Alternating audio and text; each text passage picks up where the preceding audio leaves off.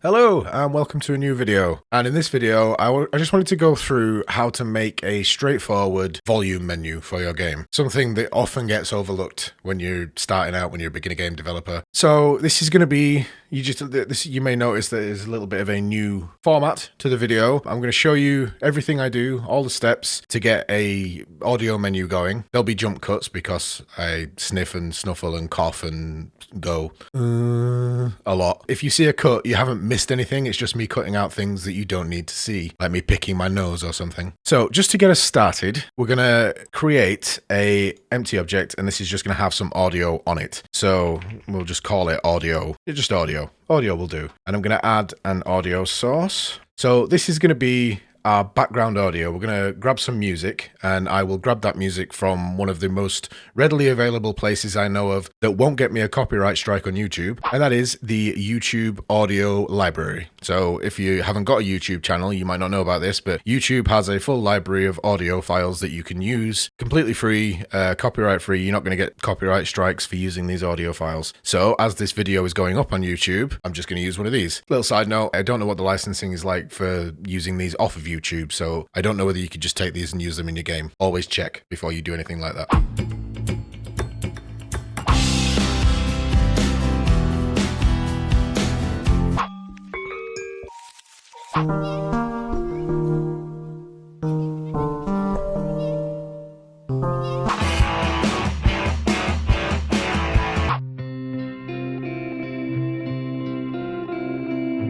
Right, I'm going to go with this helium here. So we'll download this, and then in our folders, I'm going to create a new folder for music, because we should always get into the habit of organizing our files. This is something I don't do enough of. So we'll just drop that in there, and then in our audio source, drag this up to there into our audio clip. And now if we press play, we've got it set to play and awake. We get the music playing in our project. Nothing's happening in this scene because this scene was completely blank. You've not missed anything. I just started a blank project and pressed record. So you can see we've got a few settings here. We can change the volume here, and we can have it to loop, which this is a background track, so we will have this loop. And that is really the only things we're concerned about at the minute. The one thing that we are going to be coming back to in this video is this. Output, audio mixer group. That's going to be important, and a thing that a lot of beginner game developers, beginner unit developers miss. But we'll come back to that in a bit. So the next thing we're going to need is a sound effect. It's just something to play that would represent, in our little project here, this would represent like a jump or a death sound, you know, an SFX. To find this, I'm going to go to freesound.org. So if you don't know about freesound.org, this is a great resource for finding sound effects and things like that. Even music as well. So I'm just going to search for a jump sound, and to avoid any issues with licensing or anything like that, I'm going to click CCO. Obviously it's still good to credit the people who make these sounds, even if you don't legally need to. And we're going to sort these search results by duration, shortest first, because we just want a cartoon jump. It would be the perfect kind of sound. Maybe a little bit quiet. That'll do. Like, we just want something we can hear, basically. So I'm going to click on that and download. And this sound was made by Simone03998. So for the sake of really good organizing, I'm going to create another folder for SFX. You probably put both of music and SFX in an audio folder, maybe. The important thing is to organize your files. How you organize them is entirely up to you. It just makes sense to you. Unless you're working in a team, in which case it has to make sense to the whole team. So for this sound effect, we're going to create another empty, and we're just going to call that one SFX. We'll add another audio component, audio source. For the audio source here, we're going to set to not play and awake, not loop. Drag the audio in there. So now this won't play unless we tell it to, so let's make it so that it does play. So I'm going to add a script. I'm just going to call play at interval, and this is obviously going to have an audio source reference. And then in awake, we'll grab our reference to the audio source. The way we'll handle this is we'll just have a float called timer, and then in update, timer plus equals time.delta time, and then we'll just say if timer is greater than 1, then audio source.play, and then timer we're going to reset. So all this does is every 1 second we play the audio, and then we reset the timer, and then repeats. Let's just try that and make sure that works.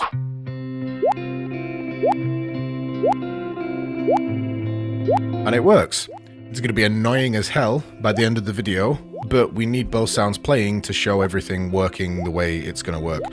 So, fortunately, we don't need to have it playing the entire video. Oh, it's a little side note. We should have a scripts folder as well.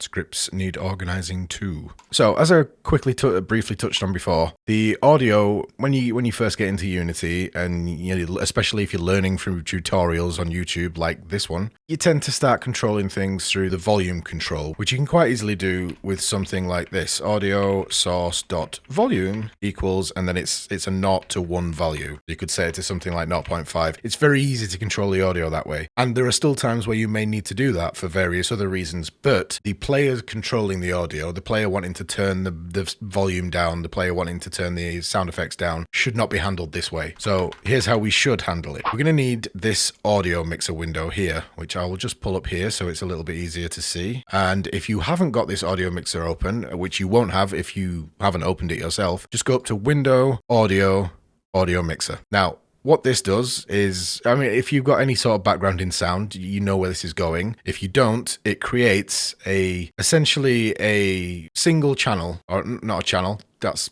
very much the wrong word in an audio sense, but a single output for all your audio. So if we click this little plus sign here, we can create a new audio mixer, which I'm just going to call master. Now we've got all these here. The only one for this video that we're going to be concerned with is groups. So master, as you should be able to fathom, is all of it. So that's all of the audio coming out of your game. Well, all of the audio going into this mixer. You can have multiple mixers. All the audio going into this mixer goes through this channel. So if I turn this up or down, that will cover all of the audio going through this mixer. If we go down to here and we click add, we can then add subgroups to that mixer. So I'm just going to add music, and then I'm going to add SFX. So you can see where this is going. We're going to pipe all our SFX sounds through this one, SFX, all our music through this one, music, and then master will control both of them. If we turn master down, it will turn both music and SFX down. Simples. So how do we use this? Head over to audio. This is our background audio track. I'll just make this a little bit bigger. If we now click on this output here, we can see we have our master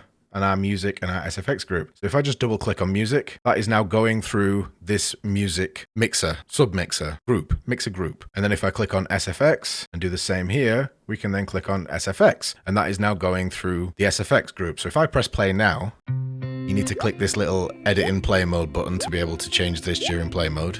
And I start messing with these values.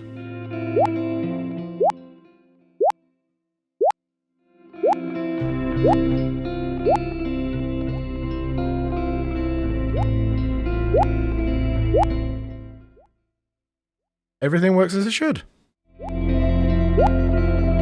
So, how do we use this? That's the next thing. This is all pretty straightforward. This is just drag and drop clicking. But we want to be able to actually let the player do this, and the player doesn't have access to the Unity editor. So how do we get this into our game? The first thing, and this is the trickiest thing, is that we need to expose parameters. We can't, by default, just grab a reference to our mixer and start messing with the settings like we can with the audio source, where you can automatically just change the volume. If we click on master, and that this is weird, I don't know why it's like this, and we right click on volume, we can click expose volume of master to script.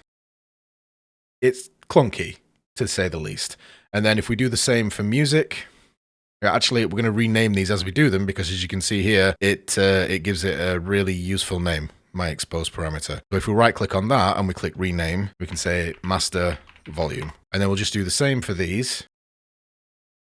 Okay, now we're going to create a new script where we can use these. So to do that, let's head into our scripts folder. I'm not sure why it put master there, but okay. And this script we're just going to call Audio Settings. A nice descriptive name if ever there was one. So in Audio Settings, we're going to need using Unity Engine.audio. And then using that Unity Engine.audio, we're going to get a reference to our mixer. And I'm going to do this as a serialized field, just out of habit, serialized private field, which is going to be an audio mixer. And I'm just going to call it _audio mixer.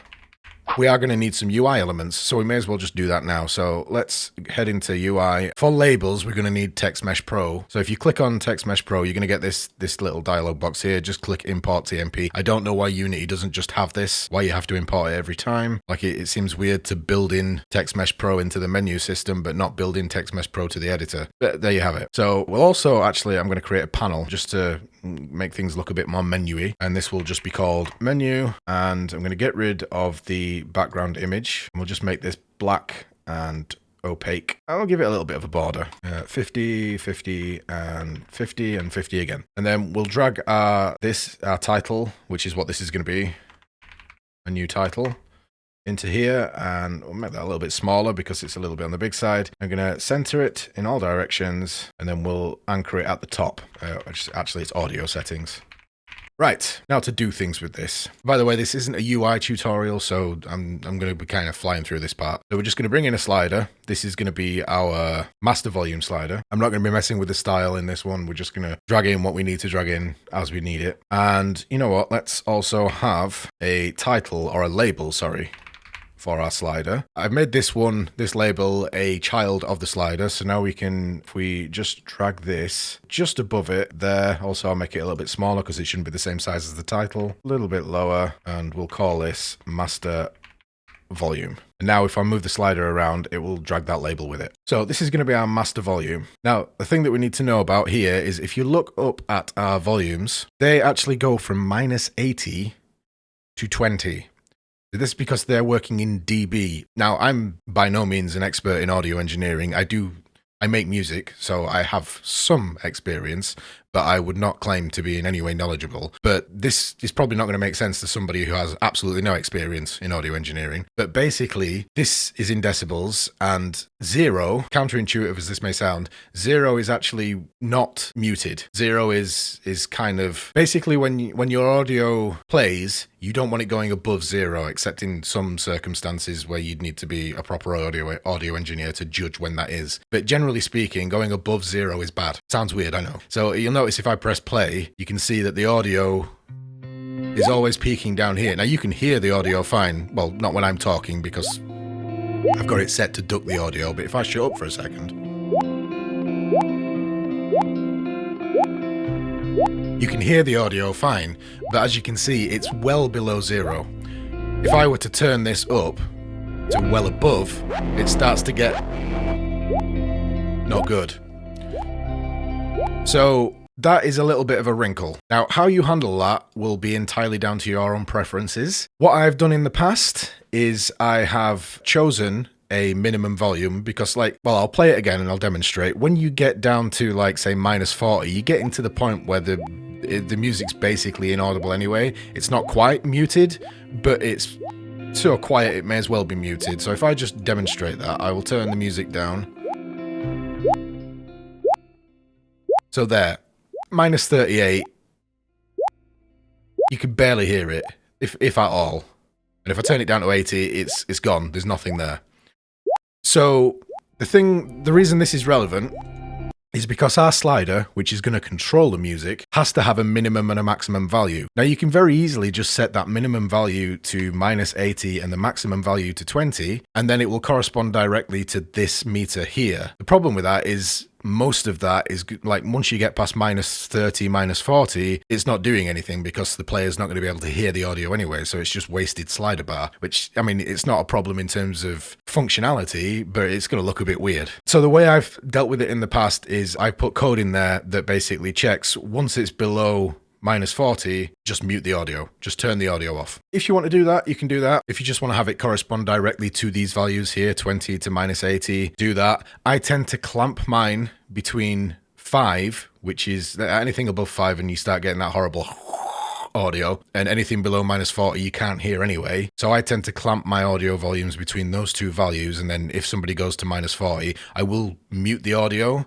because technically it's still playing, and somebody with the volume turned up loud enough, sensitive enough ears will be able to hear it, and if they want it muted, that's not going to be a nice experience for them. It's going to be annoying. So I will mute it at that point, but like I said, this is entirely your preference. I'm just going to show you how to make it work. So I'm going to drop this script on our menu, and you can see we have an audio mixer component that we can drag in here. Now you'll see this one is only showing master. That's because we're asking for a mixer, not a mixer group. In the audio here, this output is looking for a mixer group, which is, if we go back to the audio mixer, it's just these.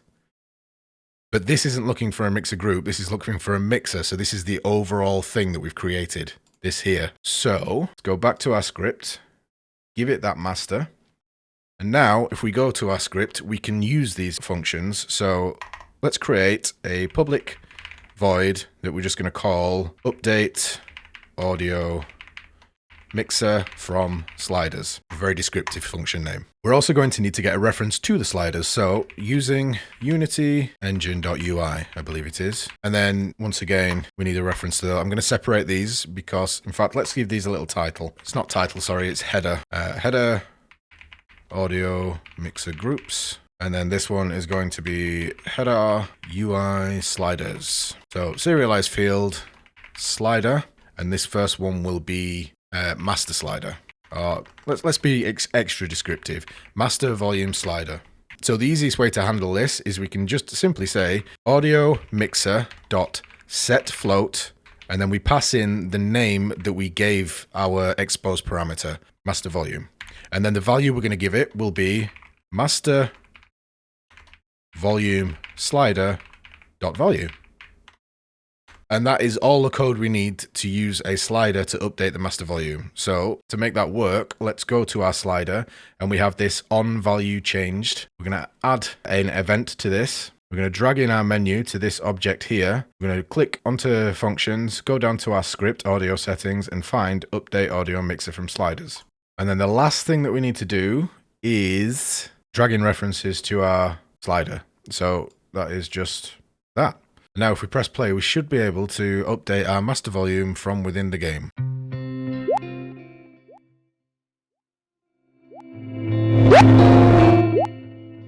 Yeah, like I said, probably clamp those values. In fact, let's just add that now so you can see an easy way of doing that. So if we just wrap this up in a mathf.clamp, and you would want to put these values in a variable, but I'm just going to show you. We're going to clamp between -40 and 5. Actually, another way of doing that without using any code would just be to set this minimum and maximum value here. So if I set that to -40 and 5, that has the exact same effect because this is the player's interface. So the player can't adjust this value beyond what this lets it. So even though the code might allow it, if we didn't add this clamp, this wouldn't allow the player to do it. So now, as you can see, I mean, it's still a bit scratchy and horrible, but not as bad as before. And you can just about, I mean, my ears aren't great. I can just about hear can't hear the music so much, but it's still there. So this is why, what I would tend to do here is I would also have a little check here that would say something like if, let's just grab a reference here. If master volume slider value is less than or equal to, and then whatever our value is, so we're going to -40, then do all of this, but we set this to -80. Then this will put in an else. So this way, if it's less than -40, we're basically just muting the audio altogether. Otherwise, we're setting it to whatever the master volume is, or less than and equal -40. As you can see we look up here, it just jumps down to 40. It just jumps down to -80.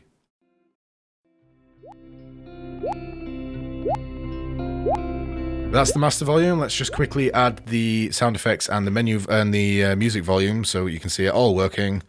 And then we'll end this video. So we're going to need references to those. So that is going to be music volume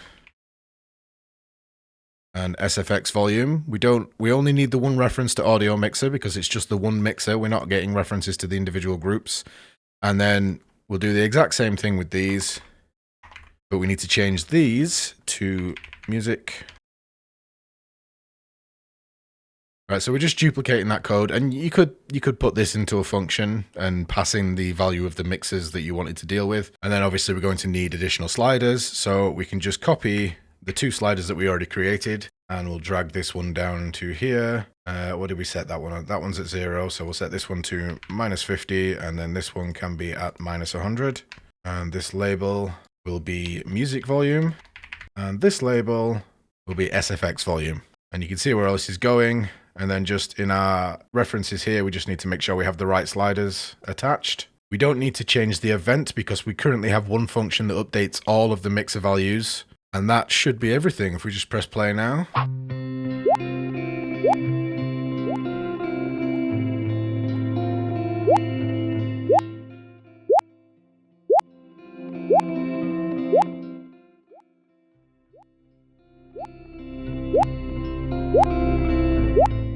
And that's it. There's your basic audio settings menu.